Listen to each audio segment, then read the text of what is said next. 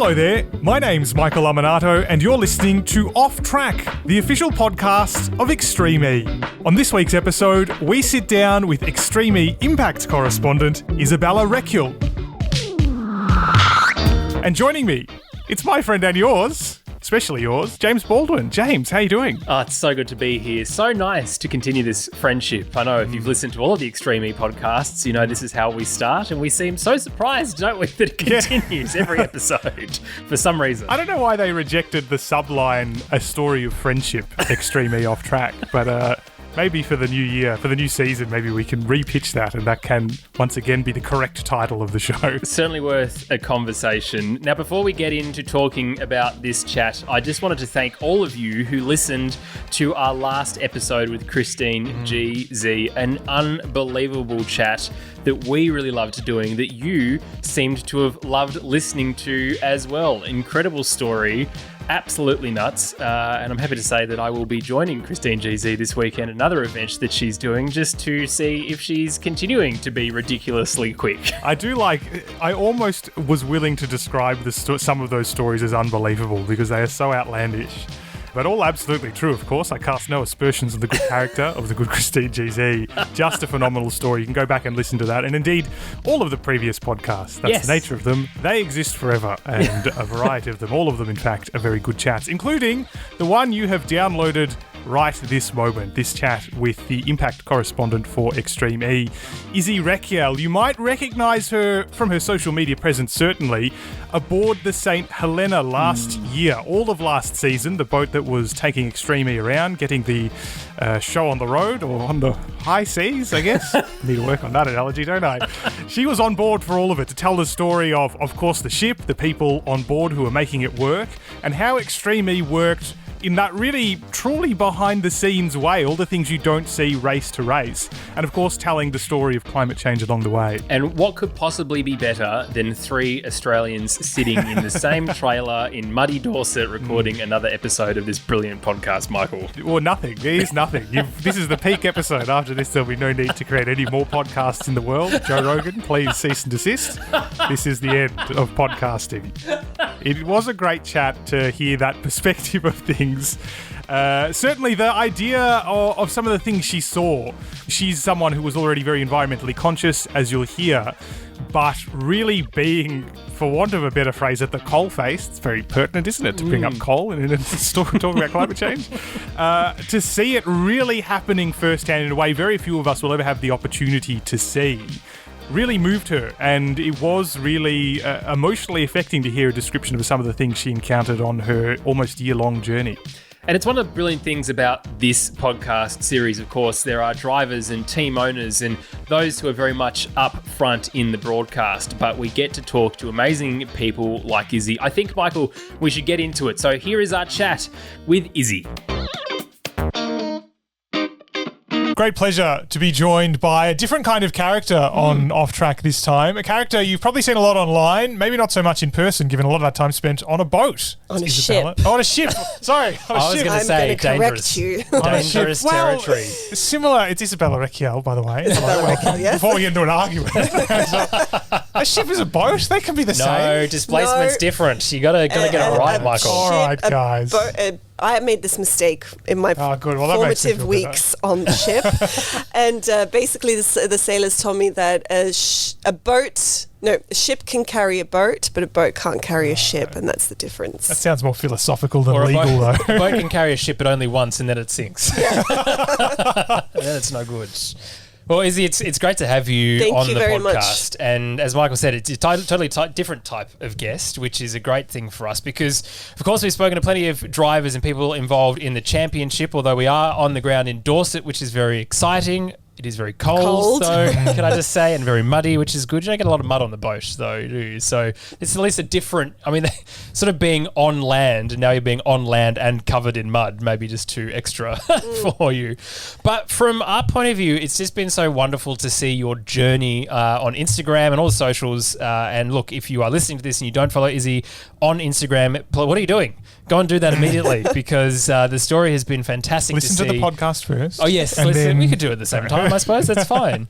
But take us back to your journey about how you actually got here, because we can talk about Extreme as a whole, but it's a very interesting story as far as I know of how you then ended up on a ship. Yeah. How did I end up on a ship?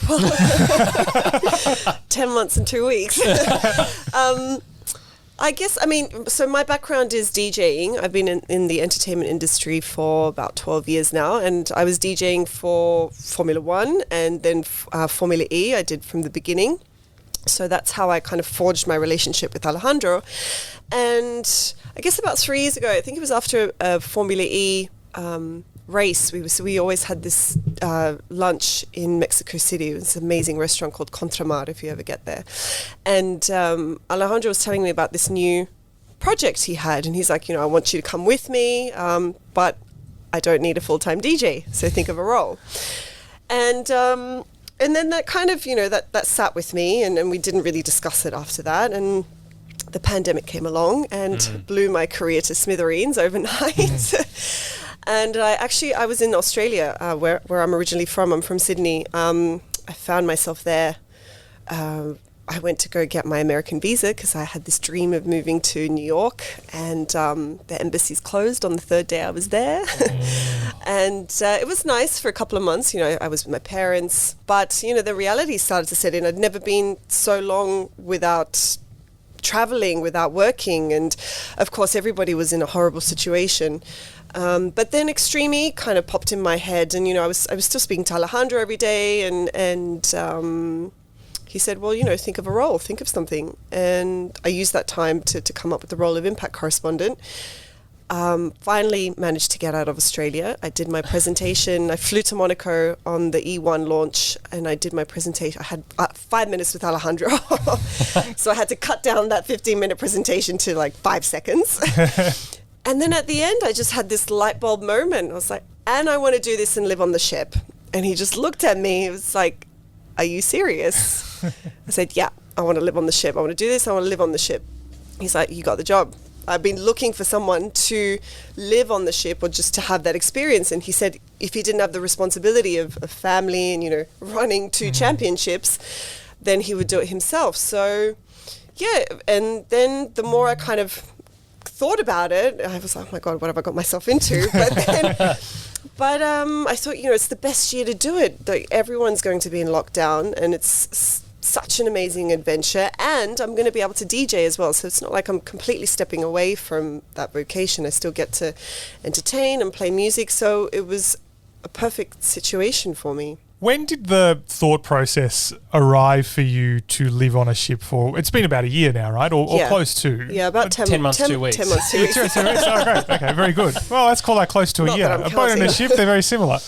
Because that is, on the basis of COVID, you can say, of course, the alternative is probably to be at home a lot. So maybe that doesn't seem such a dramatic difference. But did you realise how isolating to a certain extent the idea of being on a ship that whole time? When did it strike you how big a decision that was?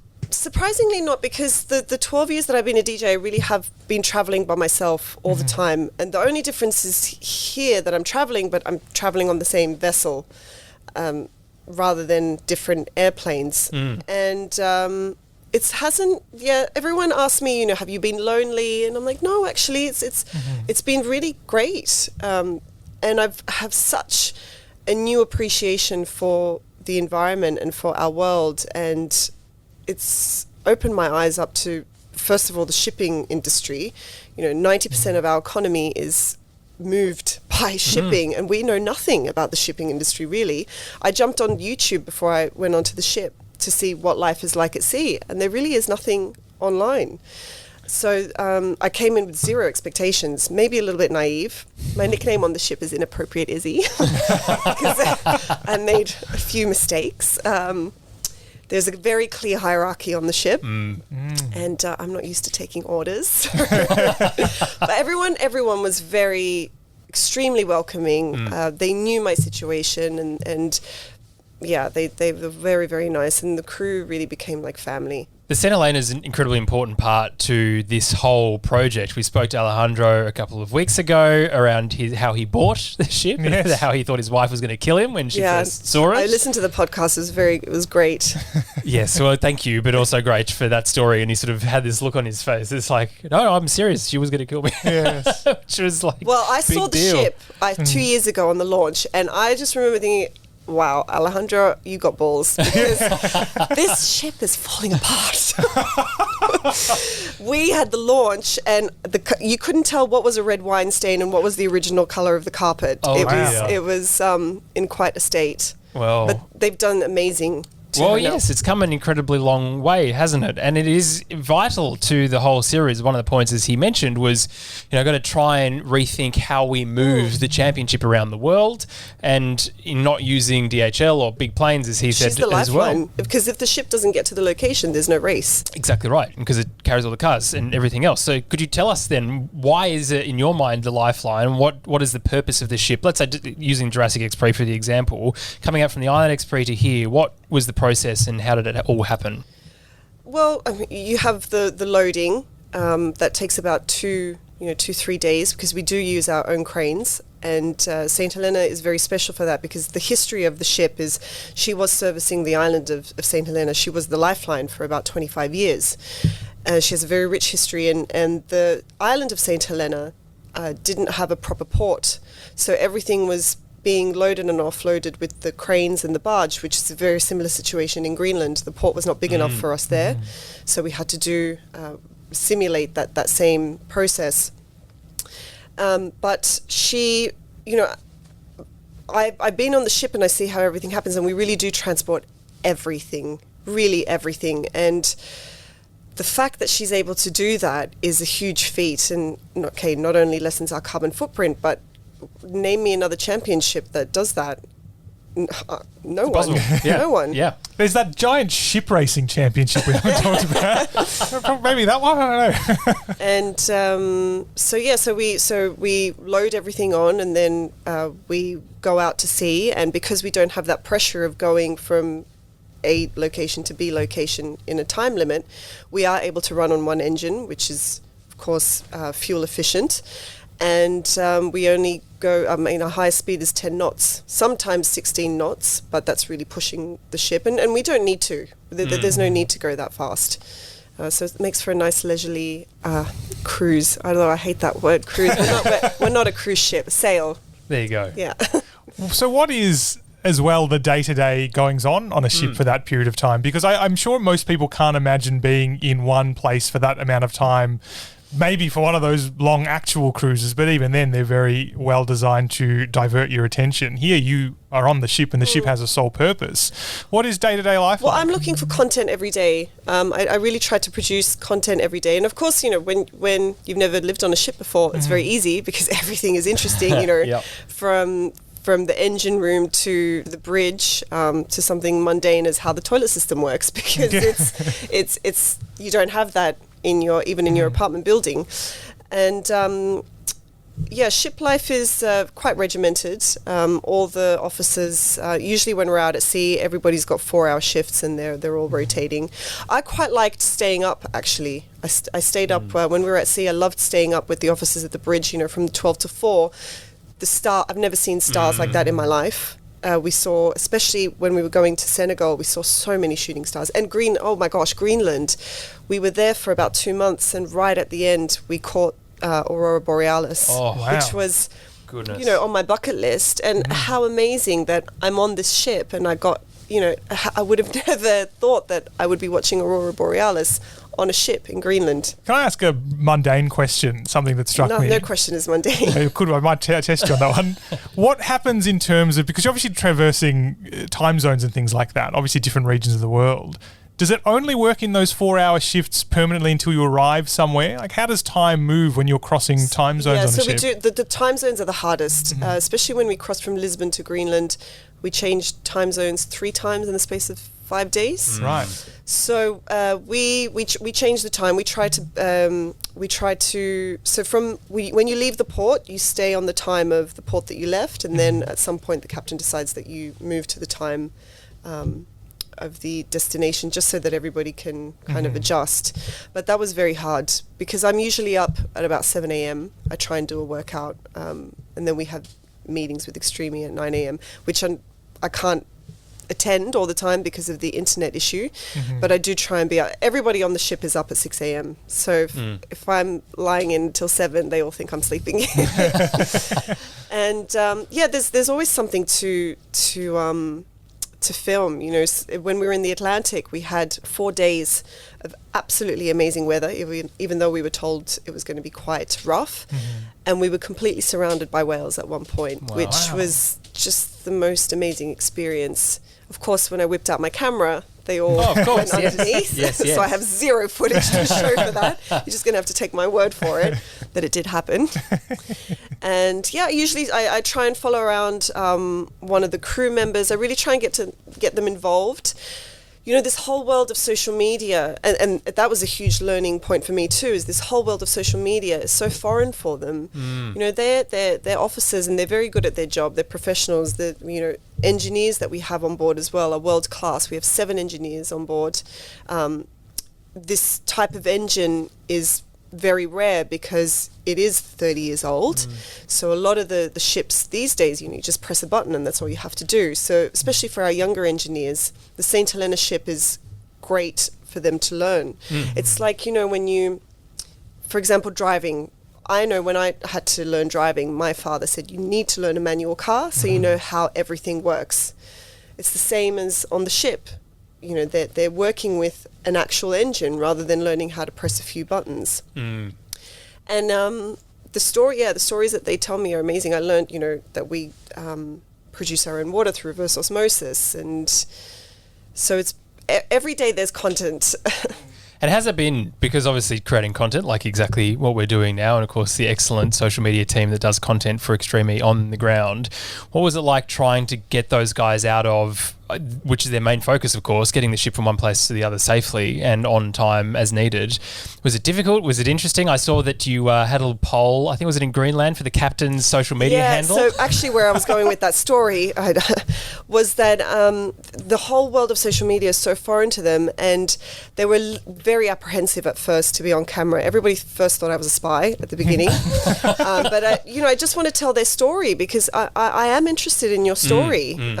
Yes, we have drivers, we have world-class drivers, and they get all the fame and the glamour, but these guys are the ones who are bringing the race. They're making sure that the ship is getting from A to B, and their stories are also interesting, so I've really tried to put that at the forefront. But it has been hard when you have people who are not used to being in front of the camera, and it's not that they don't want to, it's just they're quite sensitive, and I don't care if someone trolls me, but it's different for someone who doesn't have to deal with this every day. One harsh comment can really cut them, or perhaps, maybe not cut them, but make them less enthusiastic about doing the next post, which is a shame because it kind of shows the direction that our world is going in. Why can't people just be positive on social media? And they do a great job. And everything that I've seen of you, they're doing, and of course, I mean, they're obviously getting more comfortable on camera. Yeah, they have, but it has taken a year. Yeah, it has taken a year for them to get comfortable in camera. But I love that point because whilst, yes, all the drivers, many of whom are world champions and incredible talents in their own right, the story of Extreme E is just so much more than what you see, for qualifying or for the racing and all that sort of other stuff, which is great for this podcast, again, to be able to talk to you on this side of it. But talk us through what else is on the ship, because I know the science element to Extreme E obviously is very important, and I know St Helena, although there is all of the cars in the hold, of course, and the batteries and everything else that goes with it, what's it like from the science point of view? Because I understand you've got a laboratory on board too. We do. It used to be a swimming pool. We have so originally the swimming pool was being facilitated by sea suction pipe that was bringing in seawater to fill it. We kept that pipe, modified it, and now the scientists are able to take samples from the surface of the sea. So we had 2 science research projects on our way from Greenland to Sardinia. And actually, Alex, the scientist, drove 10 hours from the Netherlands to be here today. Wow. So he's come for the weekend. He's so excited to see his face light up today. To see his heroes was a really proud moment for me as well. So him and Adam, their research project was biomonitoring of vertebrae in the Atlantic Ocean using eDNA, which is a very new method and a less invasive method of researching the species in the ocean. And that particular run around Greenland, it's only the second time that anyone has sampled for eDNA. Wow. So we had stations, they plotted out stations, some of them were at 4 a.m. in the morning. And they took samples of the water, about 140 litres, and then we filtered that. And then those filters were stored in a freezer of minus 80 degrees. And later on, that was taken to a laboratory and the filters were extracted. And so what we're looking for is to see if there's any consistency within the marine species, if any species are perhaps moving north or south. There are soft and hard barriers in the water. And is climate change affecting that? Also, is the melting of the Arctic perhaps affecting that? So it's quite a big project.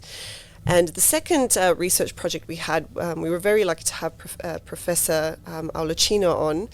And he was also taking samples of the water to measure the salinity, and those measurements helped calibrate the satellites. Right. Yeah. Wow. That was honestly, those 2 weeks with them was one of the highlights. I learned so much. I wish I could regurgitate 50% of what I learned with them.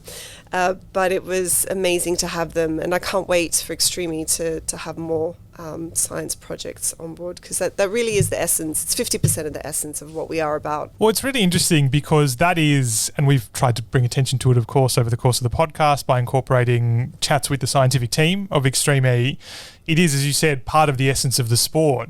And I think that goes to this, something that's becoming increasingly important in life these days is that actions that we do, whether it's a company that we work for or a project we try to get up, really have to have this sense of social license, of social respect, I suppose. Extreme E is certainly, you could say, going out of its way to do this. It has a whole ship doing it, sorted out. How much do you see that becoming more of a part of, whether or not it's sport, but just the way we go about our lives? Because this is sort of really trying to set a trend like that. I think that, living in today's society, there is no action without consequence. And that's definitely one of the things that I've learnt being on the ship. And I hope that Extreme E is also showing that as well, that there is no action without consequence. If you buy a bottle of water, your purchase it has a huge consequence, because what happens to that plastic water bottle? And I'm really devastated by the amount of plastic that I saw in the ocean while we were sailing. The Mediterranean was absolutely shocking. We went out one day with the scientists to turtle watch, because there was a turtle hatching area very close to where we were sailing. So we thought, and we did actually see small turtles going underneath the ship, but 50% of the time, what we were mistaking for turtles were actually pieces of plastic. Wow. And that was really devastating. Last week we were in dry dock in Falmouth, where the ship was taken out of water. And that's just a routine inspection that the ship has to undergo every year. And our sea suction pipes, which are 4 meters below the sea, were clogged with plastic. Wow. And that was plastic that we probably picked up in Senegal, most likely Senegal.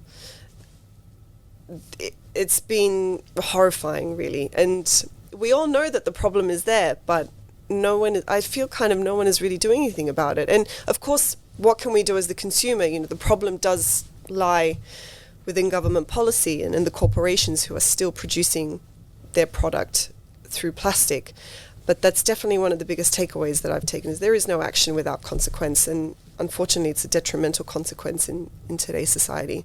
It's a shame that it feels like we have to have these awakening moments for these kind of issues. I think when you were DJing in Hong Kong, correct me if I'm wrong, it was only a relatively small action, but important one, converting straws from plastic to paper.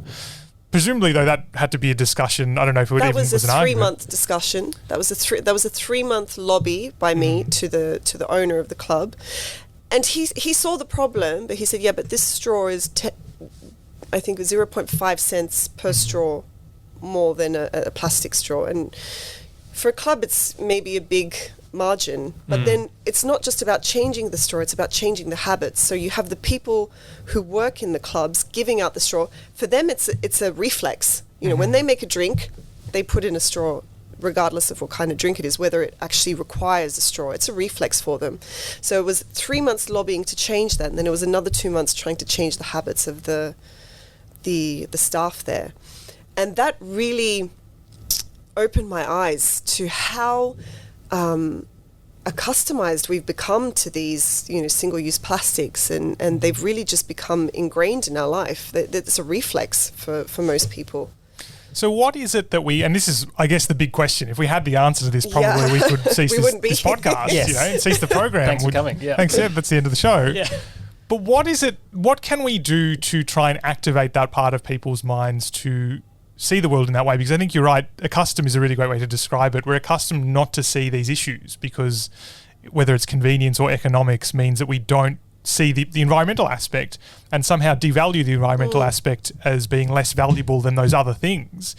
What is it that we can do over your journey from talking to people and trying to make them see this side of things to try and move that along? Because it is a shame, we've said it so many times, that Extreme E even has to exist to prove that motorsport and other events can be environmentally conscious. I really believe in lobbying to your local MP, voting.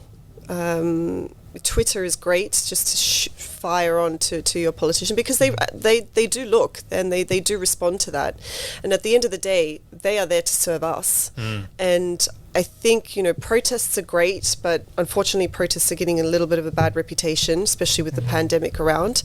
Just make your voice heard. And it's so easy now with social media to make your voice heard. And I think rather than trolling someone, or rather than using social media for a negative purpose, voice your opinion and say what you don't like about policy.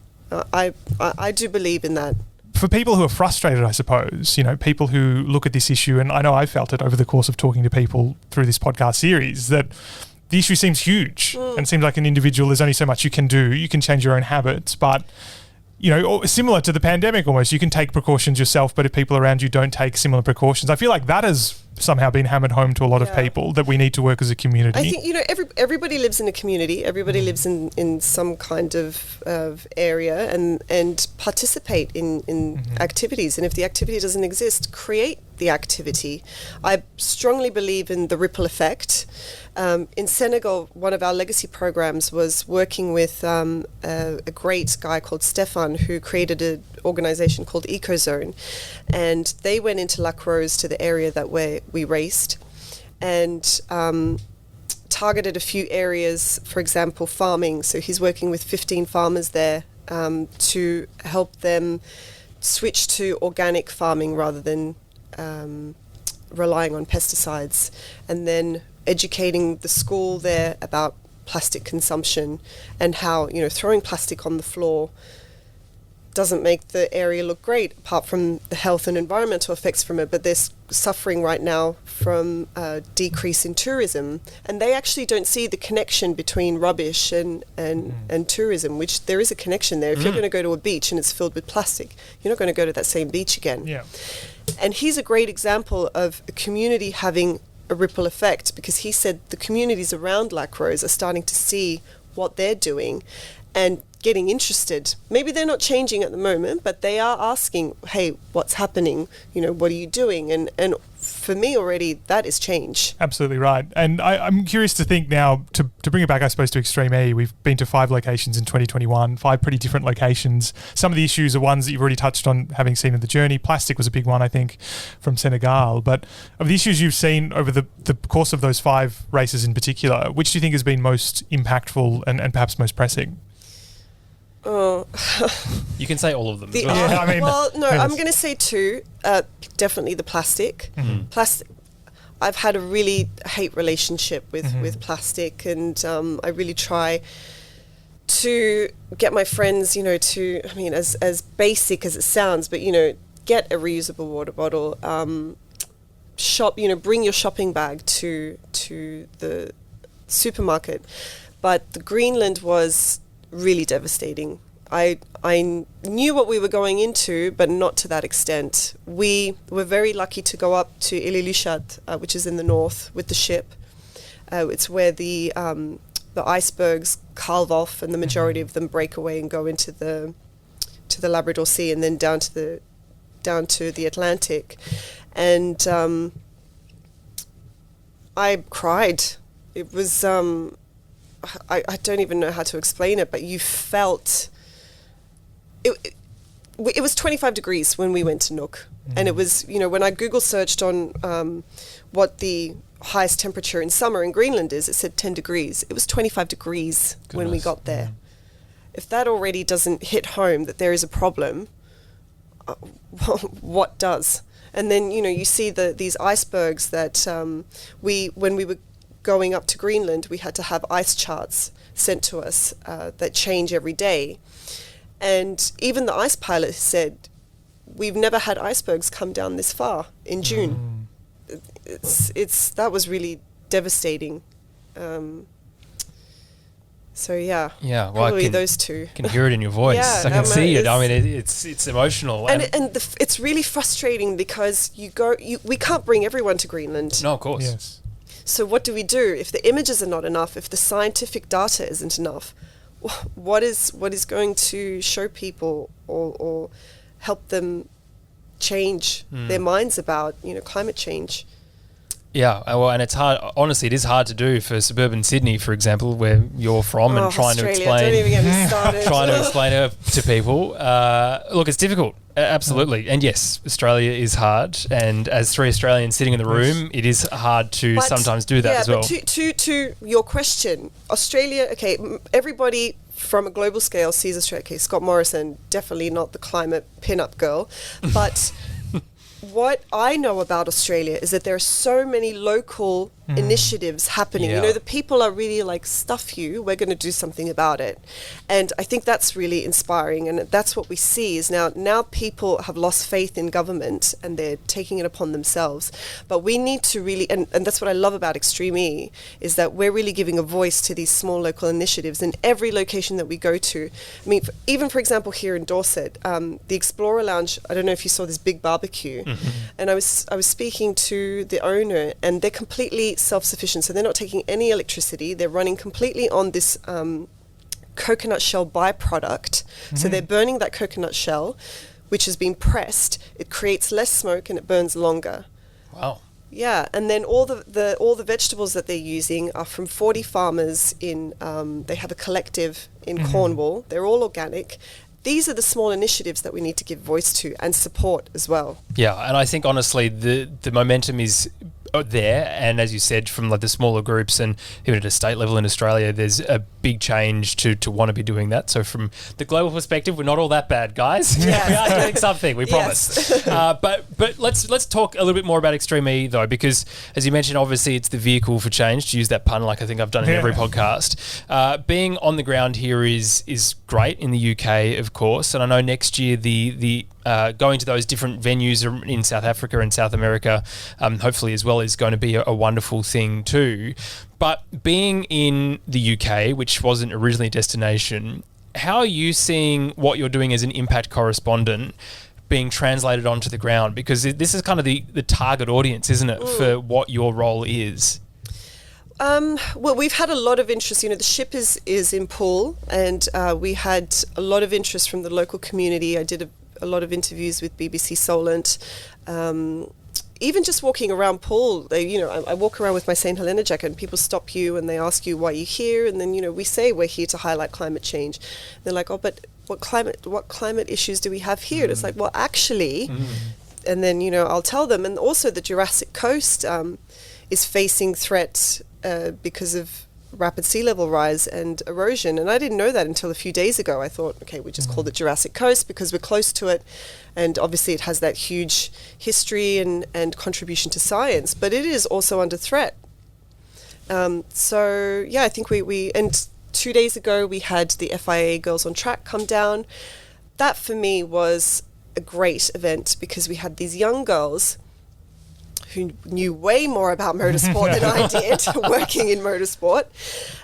But they were very inspired, and they walked away with all the lessons that we're trying to teach people.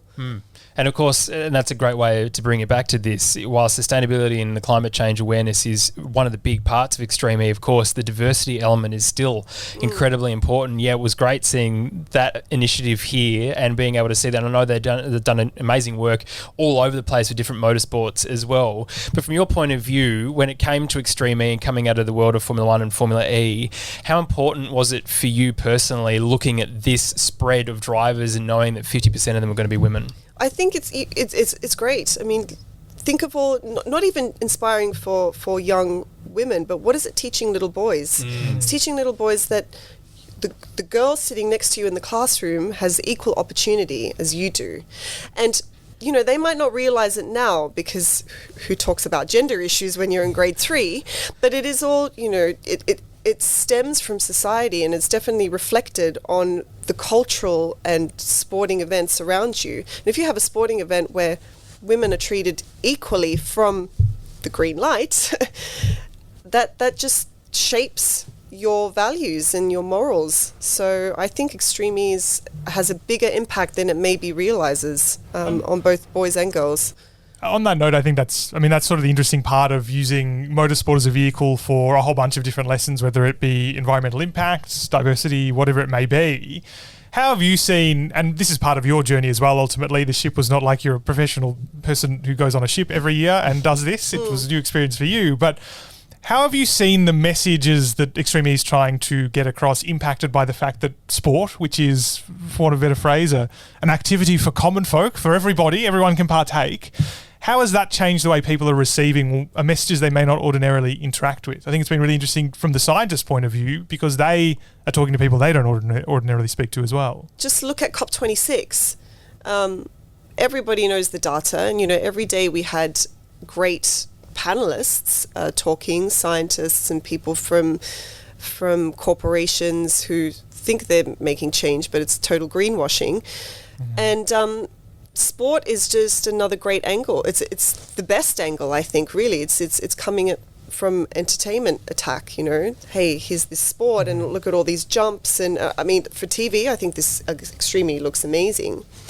But then we have that underlying message. So it's like that subliminal kind of messaging where we're about sport, but we're also about the greater climate message. So what is the next steps then for something like Extreme E, but things like it as well? We know we've sort of got the foundations now, the idea that this is the message. I mean, the foundation really has been around forever. We're trying to build upon it. What is the next step? Is it just a matter of repeating these messages, or are we going to need to somehow grow it in a way to keep people engaging? Well, I think Extreme E is the next step, because we have our legacy program, and we do work with local communities. And actually what I'm trying to do is, Extreme E does so much more than what you see. You know, we only have a limited time with the drivers, for example, with the legacy programs, but there's so much more behind it. And the legacy program just doesn't happen on the day. It's continuing. All our legacy programs are continuing, some of them for 5 years on. And I think that's what we show, is that you have to do something about it. You know, you have to take action, whether that is within your local community or you know, by voting and making policy change. But I think we are the next step. We're showing what the next step is, and that is you have to take some kind of action, whether you like it or not. You know, there's a lot of people who don't like that we're sailing around on a ship that is still powered by diesel, but we saved the ship from a scrapyard. She's 30 years old. Most ships don't even reach 25 and they get to the scrapyard. That's another thing I learnt. So just be the change. If anything is driving that quote, it's Extreme E, is be the change.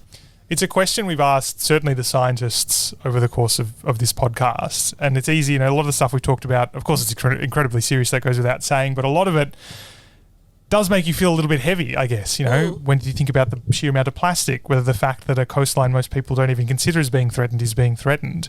Do you feel like on the balance of everything you've learned this year, you're more optimistic or pessimistic?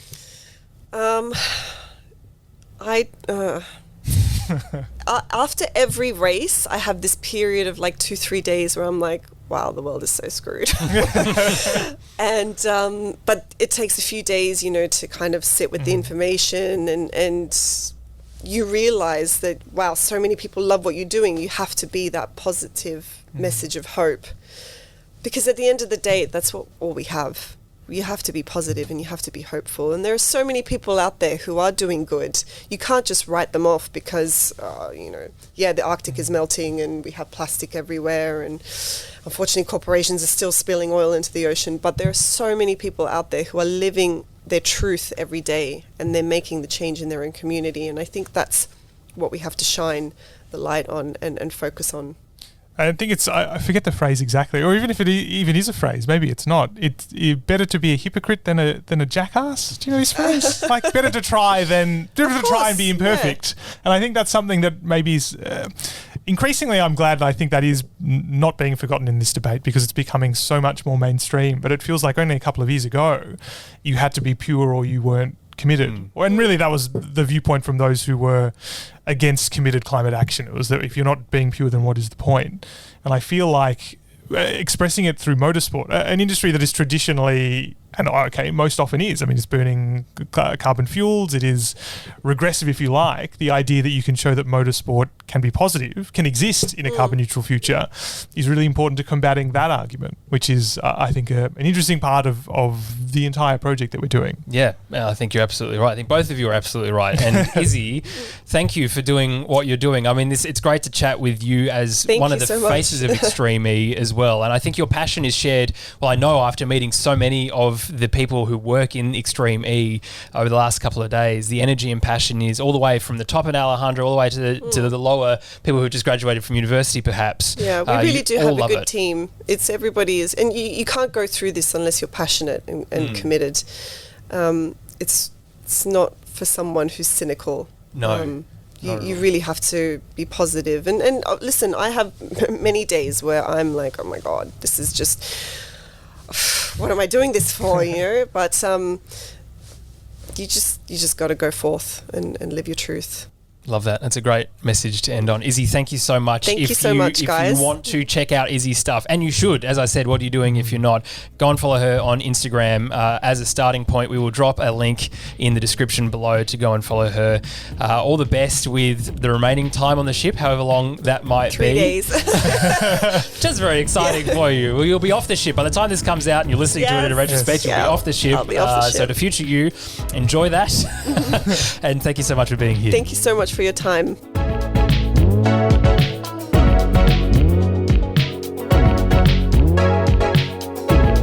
That was our chat with Izy Rekiel, the impact correspondent for Extreme E. And Michael, as you said at the top, incredibly unbelievable stories, really, from those 10 months aboard. I know now, of course, that she's not on board the ship. And as she said, she was counting down the days, wasn't she, to get off. But some incredible stories. And it's, as I said, brilliant to understand more about this sport and the series of Extreme E, what goes on behind the scenes with the St Helena, which is it. Without the St Helena, Extreme E just doesn't exist. Absolutely. The ship that makes the sport tick. I wish I'd thought of that earlier. I could have said at the top of the show. And it's more than just the logistics aspect, right? Like, of course, the logistics is important. The ship moves all the cars around, goes to all the races, all that kind of thing. But it's just another way in which Extreme E has made sort of every element play into that climate change challenge, right? Like, it's not just the ship that gets the cars around. It's proving that this form of shipping can be sustainable. It's also undertaking scientific experiments, as we talked about, on board.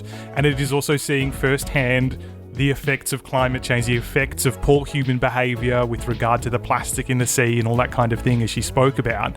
Every aspect of this sport is trying to play into that, and the one that you probably think the least about, because it's just at sea now, going places, is a really important part of it. And there's such a wonderful crew on board the St Helena too, and a special shout out to you, Harley, for listening. Thank you for giving us a tour around the engine room. Very, very good time indeed. But there is just all of this positive motion and movement to being able to understand better and better the climate, of course, and understand different parts of the ocean. And wasn't it so great that they were able to go and collect seawater samples in places that scientists have been trying to do that for years and years and years? And here is a motorsport of all things that is allowing that process to happen. And incredible stories that she, of course, was getting very emotional about as well. We were getting very emotional about as well, sitting there with her. But it just highlights how important, how impactful, for want of a better term, it can be on an individual too. And of course, you can see a lot of those different stories throughout the whole year if you jump across to Izy's Instagram. It's the best place to find all of those wonderful videos, as well as all those photos that she's taken. Incredible content, Michael. It really is, yes. And it does just prove that behavior is so crucial, changing behavior is so important, and no single activity, motorsport as an example, it's purely for fun. We know we do motorsport because we enjoy it, but you can also have a positive impact in those day-to-day activities like motorsport. It can make a positive change in the process of doing something that we all love to do. So it was great to chat with Izy to get her perspective on that one, absolutely. Izy, thank you so much for your time for that. It was a pleasure to spend some time with a fellow Australian in the UK, of course. And a massive thank you to you, of course, for listening as well. If you've enjoyed this podcast, please consider leaving a rating and review if you're listening on Apple Podcasts, and make sure you tell a friend, because there's so many more good stuff things to come, which is the proper Australian podcast story of friendship terminology. But yes, it's been fantastic to do this, Michael, and of course we are hurtling towards this first race in 2022. It's going to be here before you know it, absolutely. Desert X3 in Saudi Arabia, the first round of the second Extreme E season. New teams, new drivers. It's going to be very exciting. Counting it down. How many weeks is it? Only a couple of weeks to go. 3 weeks. Well, 2 weeks by the time this comes out. Depends when you're listening to the podcast. Could be tomorrow if you're listening to the podcast maybe the day before. In which case, it could have been yesterday. You missed it. You missed the race. What have you done? Unbelievable. Go back and watch the highlights. Check the Extreme E website. I can't wait to see how this season is going to unfold. It's going to be a classic season, I think, and a great first round in Saudi Arabia. We'll catch you then. See you then.